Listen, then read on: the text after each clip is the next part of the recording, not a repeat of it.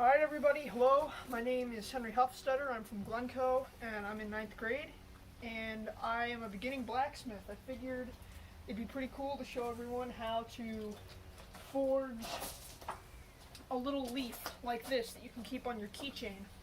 So I'm just going to go over that today, and I think we'll probably start off by going over all the tools you need. So this is just about everything you need right here on this stump. So all these tools can probably be had more or less under $100. State sales are always a great place to go, and garage sales, and that's one of the main limiting factors for a lot of people getting into blacksmithing. So to start off, we'll go over personal protective equipment. That's very important so you don't hurt yourself. You want gloves are optional, but they're really good if you don't want to get burnt super bad a lot, or you're worried about holding the metal. Earplugs are great. These are absolutely required. They'll keep your hearing good for a long time. And then eye protection are also a requirement to keep scale and things from going in your eyes. Next, you're going to need to light your forge. So this is a pretty simple one, but you'll want a blowtorch or a lighter or anything. Just something to get the forge hot. And once the forge is hot, you need something to hit the metal with. This is a cheap 3-pound hammer. I paid, I think, $8 for it at Harbor Freight, and I cleaned it up a little bit, and it's served me very well. So you need a hammer. You could even use a claw hammer. Just about anything works. You also need an anvil. I'm lucky enough to have this section of railroad rail, but some people even just use a steel block like this.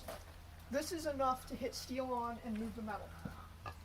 Next thing you need, if you're starting off with a piece of metal that has a little booger at the end that you need to cut off, you'll either need a saw to cut it, or you'll need a hot cut hardy, and I'll explain how that works. These can be hand forged, very easy project, but I'll set that over here for now. Other things you'll need, these are littler things. If you don't have tongs, you need something to get the metal out of the forge when it's actually done, and that is what we'll use this metal rod for, with a hook on the end. You might want something to wipe your anvil clean if you don't want to do it with your gloves or with your bare hand. I'm going to use this rag. I'll set that over here for now.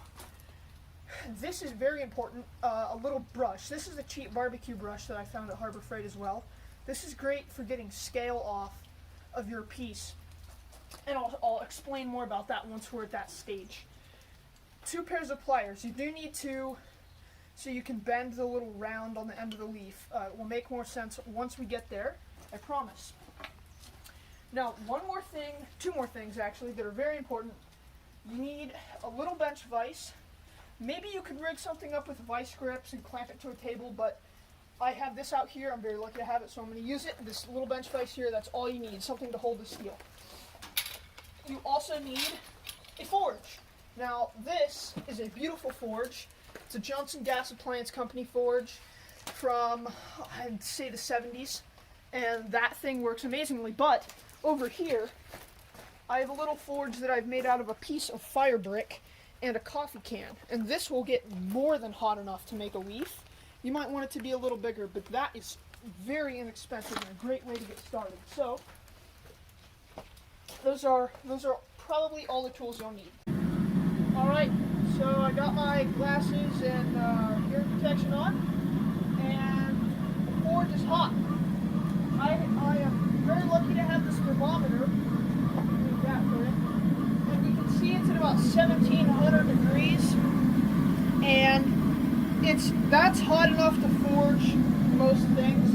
If you want to forge well, it needs to be up 2300, 2500, pretty hot. But for our purposes, this is going to be just fine. And you'll see when I take this out of here, it'll be orange hot. Okay, that's really, really hot.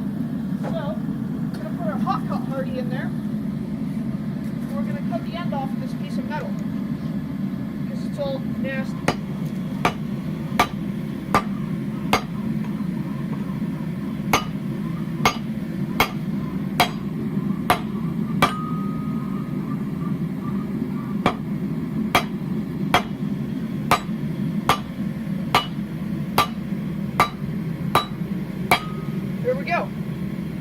much cleaner edge. That's just perfect. Okay, so now our metal's hot. Come over here so you can see.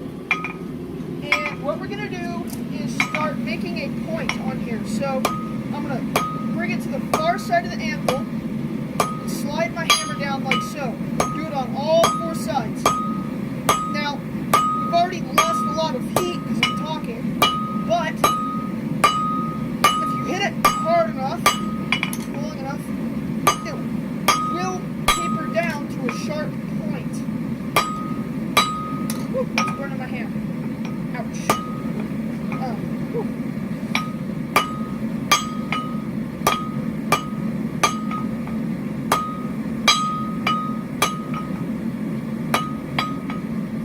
Okay, so see how we have a point there, a four-sided point? That is going to be the tip of our leaf. So the next step for us is to start to thin down the shoulders. And we'll come back to you next heat and show that then. So the way I know the steel is hot, I look down in there and it appears to be a orange color, as you can see on the camera there.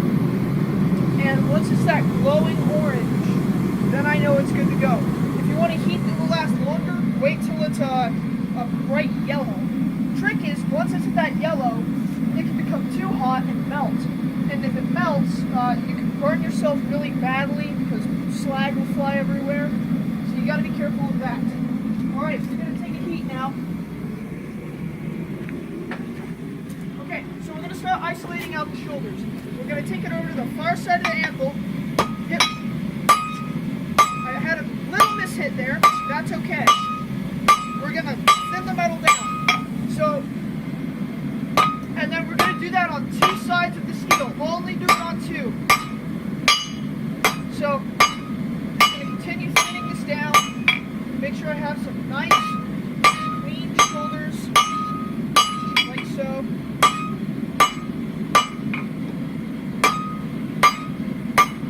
So one thing that's really nice to have on your anvil is a fairly round edge because it reduces the chance to have a cold shut, and your steel gets rounded off much nicer, which I find creates fairly nice shoulders. Now this isn't very clean. That's okay. We're going to take another heat and get this really clean. Now we're a little twisted there. That's okay for now. Once it's really hot and we thin this out more, we'll twist it and straighten it, but we're not going to worry about that just yet. Okay, so our steel's in the fire. It's getting hot again. And the next step we're going to do before we start forging the next pair of shoulders is we're going to take it out of there and straighten that twist. If you remember, we had a little twist in there. So we've got to get rid of that. So it's pretty easy. It's red hot. We're just going to grab it right at the twist.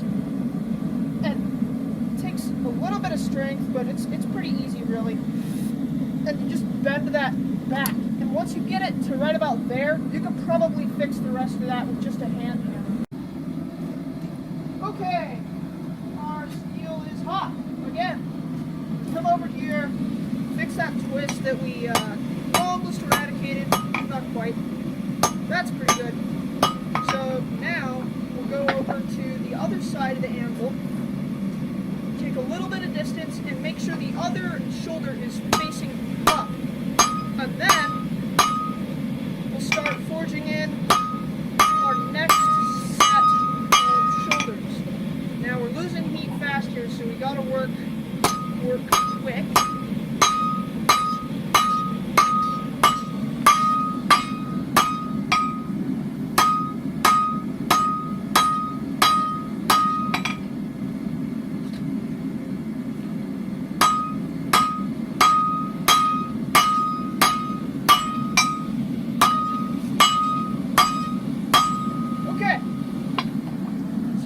That's pretty good right there. These shoulders will get cleaned up and drawn out a little better as we draw this center blob out and make it a little longer. But for now, that's good enough. Okay, so come over here to the anvil.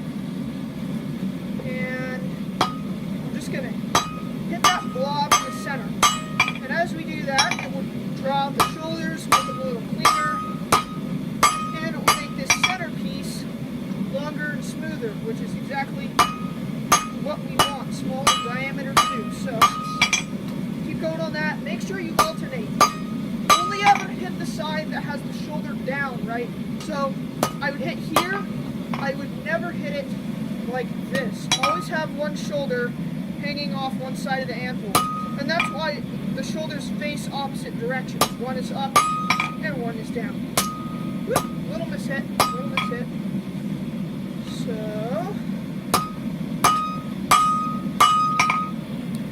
I'd say we're cold. Okay, we're gonna work fast here. Drawing out that little section. Trying to do it as fast as we can because as it gets thinner, we will lose heat very, very, very fast. Okay. So make sure you alternate sides to keep the work even. And of course, as this gets longer and longer, it will get colder faster and faster, but it will also be easier to hit because you won't have to worry about barring and dinging up your shoulders because they'll be further away from your hammer blows. So I think we just had to get this bit here a little thinner, and then we were going to flatten out the actual head of the leaf, and we're very close to that stage here.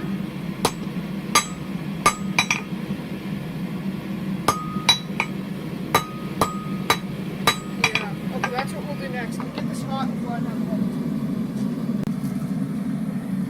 So we'll take it over, put the thin side on the bottom, and just hit that edge. And you can do some blows on the side, either side, and that will give it a nice texture, but that's looking pretty good.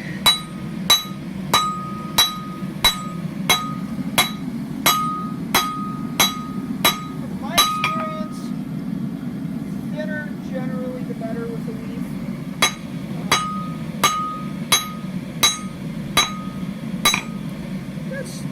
That's pretty good. Yeah. Okay, so one tool I didn't mention, partially that's because you don't actually need this to make a leaf. You could use a chisel, screwdriver, anything. But this is called a ball fuller. As you can see, it's a square, but the end is very rounded off. And that will allow me to put a nice texture in the leaf. So this is what we're going to use. And I'll show you exactly how I do that here. We're going to need our hammer, and you want to have a good surface to strike. This is just made out of a railroad spike. You could use any round piece of steel. It doesn't need to be hardened because you're just hitting hot steel. It's not going to form on you. So you can take our steel out of the fire, clamp it real fast. You want to be very fast about this all because you can see I'm not being fast. It will cool down quickly since it's so thin. So get it flat on there, and then we'll just start going down the center of the leaf. And you can go back, redo any of those hits if you want to. Try and stay centered as much as possible.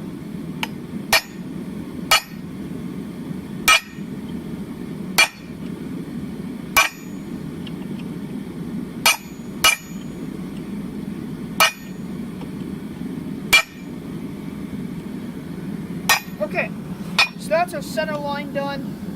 I'll start on one of the side lines here. It's not going to do much since it's so cold. Let me move this other little piece of steel here out of the way. And I think that's cool enough. We'll go back in the forge now.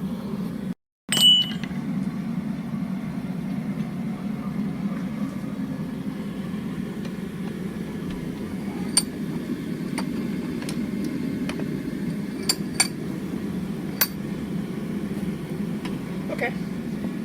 Continue making those lines out, and when you're using your fuller, go ahead and rock it. So come in at an angle, and then make it more flat, so you're going like that way. And that will just make everything look a whole lot cleaner and nicer. Now you can, and I would actually do this at a black heat, and as you can see, that's where the steel is now. It's just got kind of that nice little black color to it, and it's still softer than cold steel. so we can forge it even though it doesn't look like it's red hot.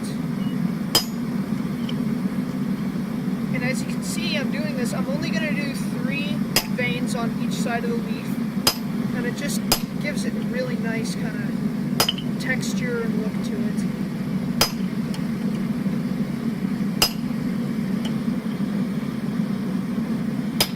And one thing you will see is this is a really rough place to get scale. Scale is hard to get out of here, so I try to not worry about that too much. Go back through the center, by the way, and remake the center line because it gets pretty dinged up. And that's about it. So that's it for the face of the leaf. Okay, so now I'm going to start turning the edges of this the stem, excuse me, into an oxazon. Now that we've got the face of the leaf forged. I think leaf stems look quite a bit better when they've got a nice texture to them, but definitely keep it from being square. Another place of importance is up by the shoulders. You really want to make sure that's thin so it'll snap off easy when it comes time.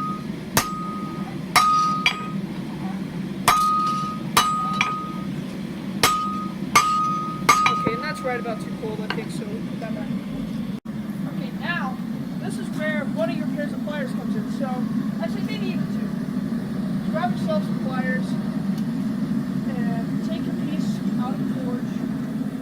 Set it down on your anvil block, and then, whoop, there we go. We're just going to grab it and bend it down. Make sure your pliers are clean, otherwise they'll leave residue on the surface of the leaf, and it looks and feels pretty nasty. So try to avoid that if all possible. The piece of wood that you have it on may catch fire. It's not the end of the world. It's your anvil block. That's okay. And then we'll start to bend this sucker around. Normally I would have cut this off by now, but because it's gonna crack pretty easily, I'm not worried about it because I think it will come off pretty easy. Make sure you keep that fire out. Okay, we're back in the forge for maybe a minute. Hot now.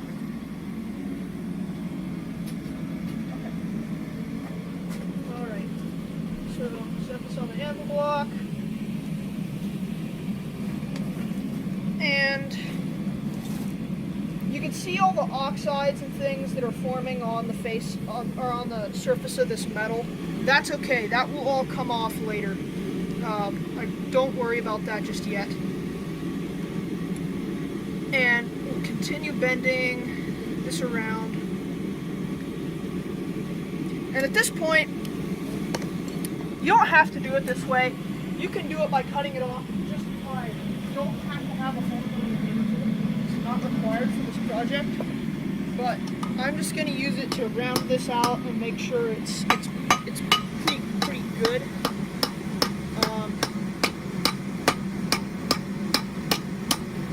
If you're a blacksmith and watching, you've probably realized by now I'm not very good with the use of a hammer and an anvil, but get the job done.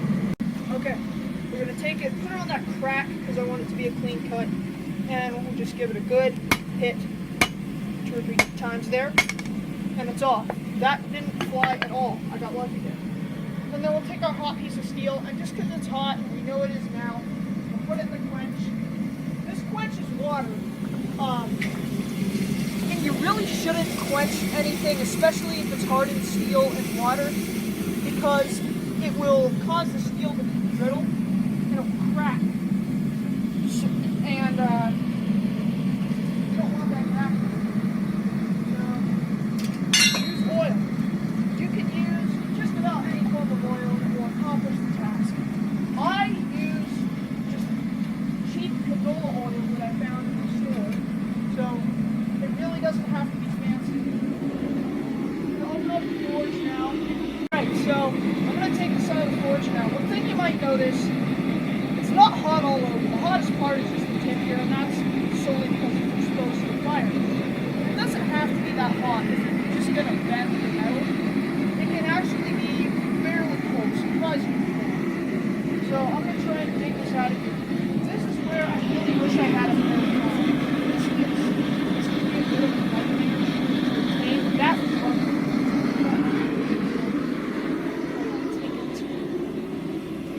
Now it's just a balancing act, and I got it.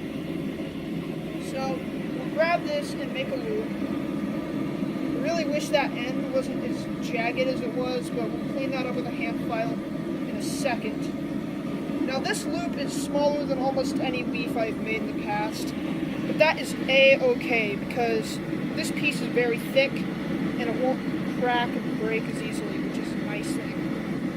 So it looks like I might have to take at least one more heat to get this all the way around. Yeah, and then we'll close it up. But it's okay because now we have a loop here that's very easy to hang on to.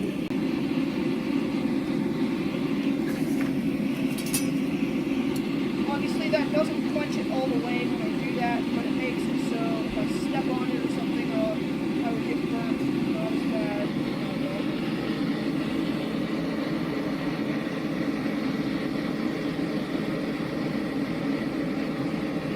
Okay, so we've got that gap almost all the way closed. And we'll close it by taking it with these pliers, grabbing it so it's all the way shut. And then since this is the piece that we care about, punch it in oil that I can use ammo cans. See if I can open it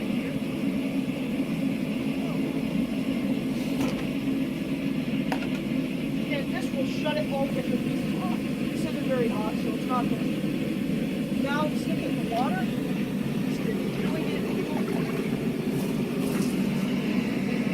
And that's a leaf. Really, you should be really happy and proud that you've made this leaf. But if you make it again, obviously you want to do better next time. So we'll turn off the forge, get some peace and quiet, and set it on the anvil so we can look at it. Now, when I look at this leaf, a few of the problems I see, it's not centered perfectly, and this part's really jagged. So we could have fixed that by keeping our shoulders more even. And when we bent it, had been more careful to keep this straight. The other thing is this edge is super jagged, like I already said. We could have fixed that with a file, but just for time's sake, we kept it like this. The thing I do like is how small this is. It makes it so that your pocket isn't really full of garbage, and this will hang really nicely on a carabiner or a keychain, and I think that's a great leaf. So these make great gifts. They're fun to have around. Tell people you're a blacksmith or you're a beginning blacksmith or whatever, and they're a great little project. So thanks for watching. I hope you learned something, and if not, I hope you were entertained. And I really hope that if you thought this was cool, that you go try it. Everybody says blacksmithing is this really expensive hobby that's hard to get into. I promise you it's not. If you look around, you'll find that you can make your own forge and use other things for anvils and hammers and whatnot. And you will, and you can, and if you want to, you will be making awesome projects like this. So, like I said, I hope you enjoyed. Everybody stay safe while we're in quarantine. I know these are kind of tough times, but this is a great project to do while we're stuck here. And yeah, goodbye.